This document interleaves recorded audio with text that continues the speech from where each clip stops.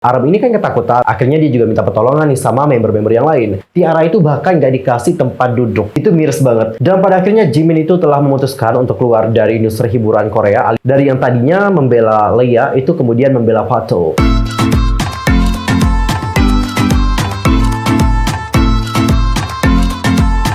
Annyeonghaseyo Chungidul, you're so came in welcome back to my YouTube channel. Nah, gimana sih kabarnya hari ini?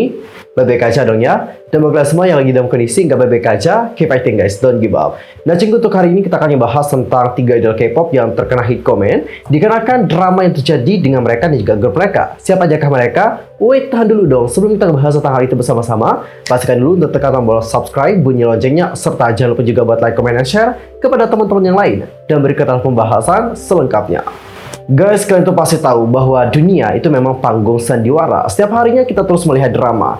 Jangankan di Korea ya, di Indonesia saja. Coba kalian buka mata kalian, ya banyak banget drama-drama yang terjadi di kehidupan ini. Dan berbicara mengenai drama yang terjadi dengan grup K-pop, sebenarnya drama yang terjadi di grup K-pop juga beragam ya. Salah satu drama yang mungkin buat kalian juga cukup geram adalah drama tentang perbulan. Namun cinggu, kalian tahu nggak, apa yang kalian lihat di berita-berita itu tidak mengatakan sebenarnya. Realita yang ada di dalam grup tersebut itu lebih misterius. Dan saat misteri ini terungkap, orang-orang yang tadinya mengklaim bahwa mereka itu adalah korban dari member-member yang lain, pada akhirnya mereka ini akan dihujat habis-habisan. Karena fakta yang sebenarnya itu menunjukkan bahwa mereka adalah masalah utama di dalam grup tersebut. Lalu siapa saja mereka? Langsung saja kita mulai dari list yang pertama, yaitu ada Hwayoung x T-ara. Nah, cenggu, perlu kalian tahu juga ya bahwa kontroversi yang terjadi di grup T-ara ini menjadi salah satu kontroversi terbesar di dalam sejarah industri musik K-pop. Dan bagi kalian para K-popers generasi ketiga ataupun K-popers generasi keempat yang belum kenal dengan T-ara, aku kenalin ya, dan juga ceritakan sama kalian tentang T-ara secara singkat. T-ara itu menjadi salah satu grup K-pop yang sangat sukses banget di era generasi kedua, dan member-membernya juga punya nama yang besar gitu. Dan kesuksesan dari grup ini itu tak luput dari bagaimana lagu-lagu mereka yang sukses di pasaran dan juga member-membernya yang terkenal secara individu. Namun sayang nih cinggu, T-ara menghadapi masa-masa yang sulit, terutama saat kontroversi yang terjadi di antara mereka. Jadi ada salah satu kontroversi yang membuat nama T-ara benar-benar menjadi hancur, yaitu tentang kontroversi antara membernya bersama dengan Hwayoung. Jadi singkat cerita, Hwayoung ini itu disebut-sebut sebagai korban dari member-member yang lain. Dan ini yang membuat T-ara itu mendapatkan komentar kebencian. Dan gak hanya komentar kebencian sebenarnya, tapi apa yang mereka dapatkan di dunia nyata itu lebih menyakitkan. Sampai ada suatu saat di mana saat mereka tampil, waktu itu kalau nggak salah adalah subunit dari T-ara. Mereka diteriaki dengan kata-kata yang benar-benar kayak menyakitkan banget. Dan mungkin kalau kalian lihat apa yang terjadi sama T-ara pada saat itu, mungkin kalian akan nangis guys. Dan gak hanya itu saja, pernah dalam sebuah acara, aku nggak tahu itu acara award atau gimana, T-ara itu bahkan nggak dikasih tempat duduk. Itu miris banget. Habis itu ada member dari Girls' Generation kalau nggak salah yang ngajakin mereka untuk bergabung dan juga duduk bersama dengan mereka.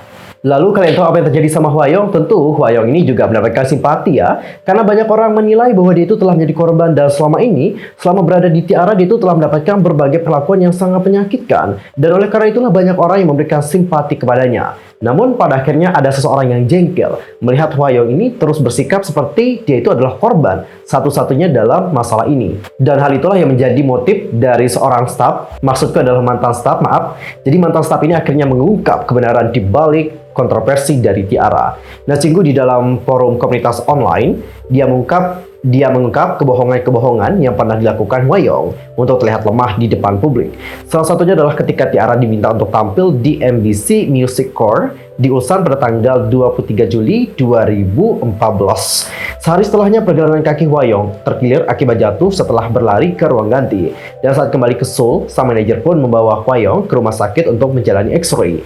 Kala itu, pihak dokter menyebut bahwa kaki Hwayoung hanya terkilir biasa, tidak ada masalah sama sekali. Dalam keterangannya, ia mengatakan pada tanggal 24 Juli, T-ara ada jadwal konser di Budokan, Jepang. Manajer pergi menjemput Hwayoung, tapi kala itu ia keluar rumah dengan kaki diperban. Padahal sebelumnya dokter bilang nggak ada masalah. Manajer terus tanya, kakinya kenapa? Hwayoung bilang ia pergi ke rumah sakit dengan ayahnya. Dan mereka juga menyuruh Hwayoung untuk diperban. Kemudian ia pun masuk ke mobil dan Hwayoung bilang tak bisa berjalan. Lalu melepas korbannya. Dan saat pergi ke airport, Ri Hwa-young itu tahu kalau akan ada reporter. Jadi ia tiba menyuruh seorang staf untuk kembali mengambil kursi roda. Tapi kan tidak mungkin tiba-tiba kami punya kursi roda. Kemudian sang manajer yang membantu Hwa-young berjalan di airport. Kala itu namanya menjadi yang paling banyak dicari di Naver. Disitulah aku juga pertama kali merasa ada yang aneh dengan anak ini. Semua orang yang datang di konser Jepang 24 Juli juga tahu Hwa-young meminta kursi roda saat tiba di Jepang. Ia juga mengklaim pergelangan kakinya menjadi sakit. Ia kemudian pergi ke rumah sakit yang berada di Jepang. Dan kali itu pihak dokter pun menyebut tak ada yang salah dengan kakinya. Tapi pada saat itu Hwa-young ini tetap meminta kursi roda. Dan cikgu, kalian tahu nggak apa yang terjadi setelahnya? Itu lebih konyol. Kepada seorang staf Jepang yang pergi dengannya ke dokter, Hwa-young ini bilang, aku pengen pakai nail art. Nail art itu kayak cat kuku ya. Dan si mantan staf ini bilang, dia juga tahu bahwa staf yang Jepang ini itu benar-benar marah banget sama Hwa-young. Si Hwa-young ini juga tahu bahwa member-member yang lain itu berlatih, tapi sayangnya dia malah kembali ke hotel. Waduh, kok bisa kayak gitu banget ya? Dan pada akhirnya di konser tersebut, Hwa-young ini hanya menyanyikan satu lagu saja. Lagu yang dinyanyikan kalau nggak salah adalah Day by Day. Habis itu ada juga klaim yang mengatakan bahwa T-ara ini telah memperlakukan Hwa-young dengan cara yang tak baik. Dan hal itu tidak dilakukan secara langsung saja, namun dilakukan juga melalui sosial media. Salah satunya adalah ketika Hyomin curhat di Twitter soal adanya perbedaan kelakuan seseorang yang kemudian di-retweet oleh member lainnya seusai konser Budokan. Nah, sang mantan staf sama sekali tak membantah tweet tersebut ditujukan pada Hwa-young, tapi bukan berniat untuk memperlakukannya dengan cara yang buruk.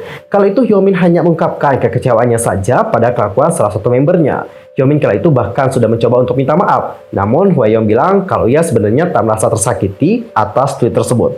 Dan saat itulah kakak dari Hwa-young yaitu Hyo-young mengirim pesan berupa ancaman kepada salah satu member yang bernama Arum. Habis itu si mantan staf ini bilang bahwa Arum ini kemudian menunjukkan bagaimana isi pesan yang dikirimkan oleh kakaknya Hwa-young kepada member-member yang lain. Dan gak hanya itu saja, Arum ini kan ketakutan melihat bagaimana pesan yang dikirimkan oleh kakaknya Hwa-young. Akhirnya dia juga minta pertolongan nih sama member-member yang lain. Dan pada akhirnya kasus ini juga dibawa ke manajemen. Dan cinggu, itulah saat pertama kali si staf ini melihat apa yang terjadi di antara mereka, alias ada keributan yang terjadi dengan member-membernya. Dia kemudian mengatakan, jujur saja aku tak bisa melihat Hwa-young dan Hyo-young terus berpura-pura. Sekarang 5 tahun kemudian aku melihat mereka menyalahkan T-ara. Aku sungguh tidak terima kelakuan egois dari Ri Hwa-young hingga berpura-pura. Mereka merasa itu tidak cukup dan sekarang menyalahkan T-ara. Aku sangat frustasi melihatnya. Terima kasih sudah membaca pesanku.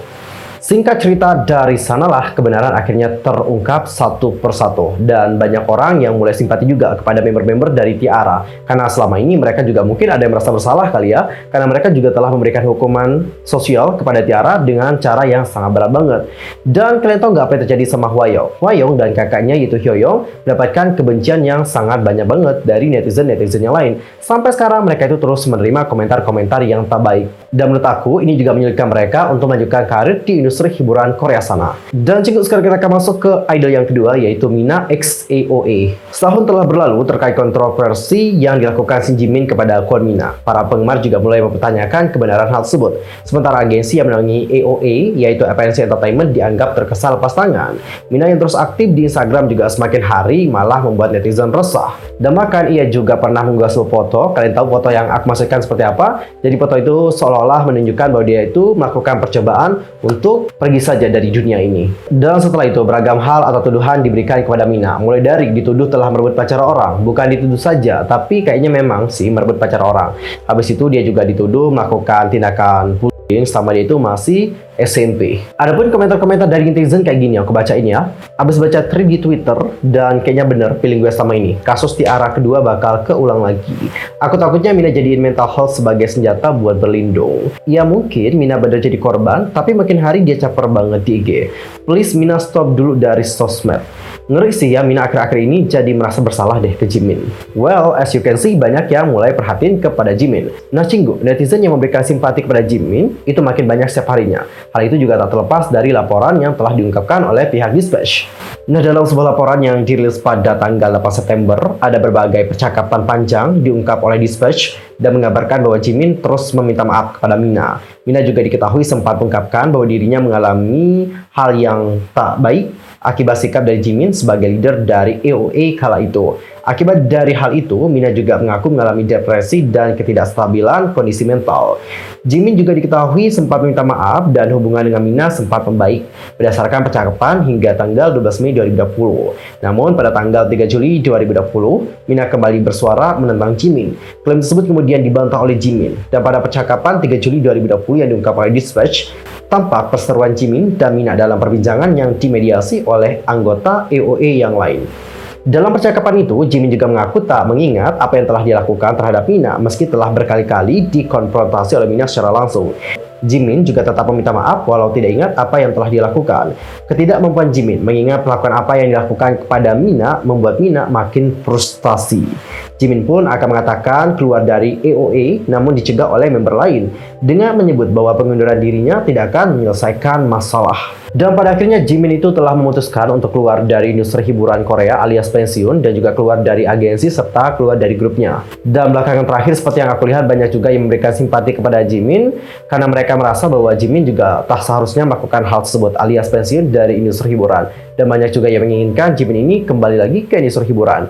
Dan gimana pendapat kalian tentang hal yang satu ini? Langsung saja sampaikan di kolom komentar. Dan sekarang kita akan masuk ke idol yang terakhir ini juga lagi heboh banget, yaitu Lea dari Black Swan. Oke, bukan Lea tapi Lea dari Black Swan.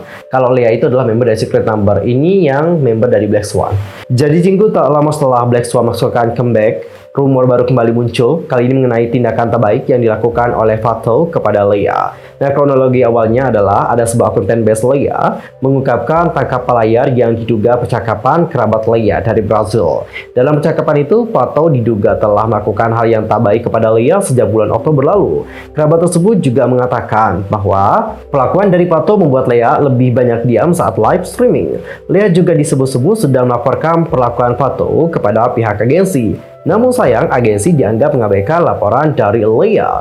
Fans Black Swan juga sebenarnya masih ragu dengan pengakuan akun isi percakapan tersebut. Pasalnya, dalam isi pengakuan lewat DM, tulisan pengirim pesan disebut bukanlah seorang native bahasa Portugis. Dan meskipun belum ada konfirmasi dari agensi terkait masalah ini, banyak netizen yang menyuruh supaya Fatou meminta maaf kepada Lea atas apa yang telah dilakukan oleh dirinya kepada Lea. Namun pada akhirnya, Fatou ini telah mengungkapkan hal yang membuat banyak orang mungkin berubah. Dari yang tadinya membela Lea itu kemudian membela Fatou. Dalam klarifikasinya, Fatou mengatakan, aku telah berpikir tentang ini untuk beberapa waktu dan dengan pertimbangan yang cermat, aku udah nggak tahan lagi. Kita punya 4 orang member. Ada salah satu member namanya adalah Lea.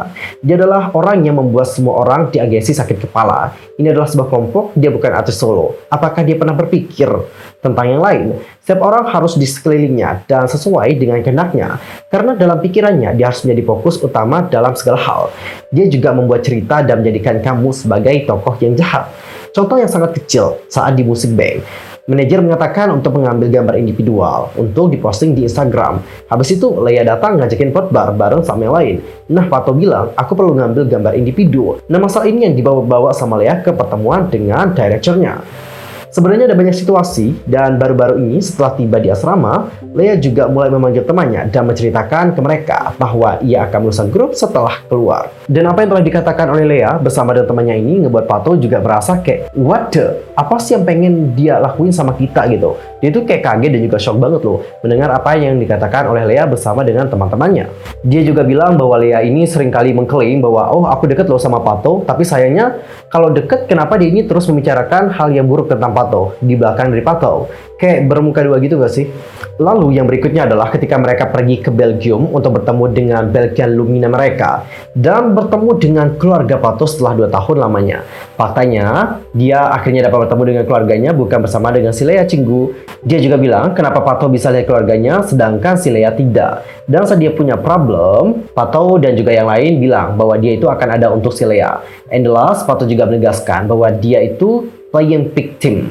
Fatou juga bilang bahwa will whatever, aku akan minta maaf jadi kamu juga bisa. Dan sebenarnya masih banyak yang harus dikatakan, tapi untuk menghargai dan juga menyelamatkannya, aku akan berhenti di sini. Aku harap kamu dapat bertingkah dengan benar, karena kalau kamu terus berakting seperti ini, suatu saat nanti kamu akan bertemu dengan seseorang yang tidak akan menerima kamu dengan baik lagi. Nah, Cenggu, klarifikasi dari Fatou itu membuat banyak orang sadar dan juga mulai terbuka pikirannya. Kayaknya mereka tahu siapa yang salah dalam hal ini. Dan ya, seperti yang kalian lihat banyak yang membela Pato dan juga mendukung Black Swan OT3. Dan netizen-netizen yang sudah geram dengan Lea itu kemudian memberikan atau membagikan klip-klip yang memperlihatkan bahwa si Lea ini memang terlihat seperti apa yang dikatakan oleh Pato. Jadi dia itu memang pengen terlihat seperti menonjol gitu. Ada di beberapa klip yang diberikan oleh beberapa netizen. Dan bahkan Cinggu ada beberapa hal yang menurut aku agak annoying. Jadi ada salah satu adegan di mana si Lea ini kayak tiba-tiba menyentuh member yang lain dan juga bahkan kayak megang bagian yang sensitif untuk seorang wanita seperti itu. Maksudku bagian yang ini. Nah, melihat hal itu banyak sekali dari netizen yang berpikir bahwa si Lea ini kayaknya pengen masuk deh atau pengen disiperin juga sama member yang tadi. Nah, sungguh itu adalah 3 idol yang mana pada awalnya mereka ini diklaim sebagai korban, tapi ada dari mereka yang justru adalah kebalikannya dan mendapatkan berbagai hate comment dari netizen dikarenakan mereka telah tahu bagaimana realita di balik drama yang telah mereka buat. Nah, Cinggu, gimana pendapat kalian tentang hal yang satu ini? Langsung saja sampaikan di kolom komentar. Sekian aja ya untuk hari ini. Aku mohon maaf kalau ada kesalahan di dalam ucapan, sikap, tindakan, dan sebagainya. I'm so sorry. Dan mungkin ada kesalahan informasi, jangan sungkan-sungkan untuk koreksi aku dengan cara komen di bawah. See you next time. Annyeong. Kamsahamnida. Goodbye.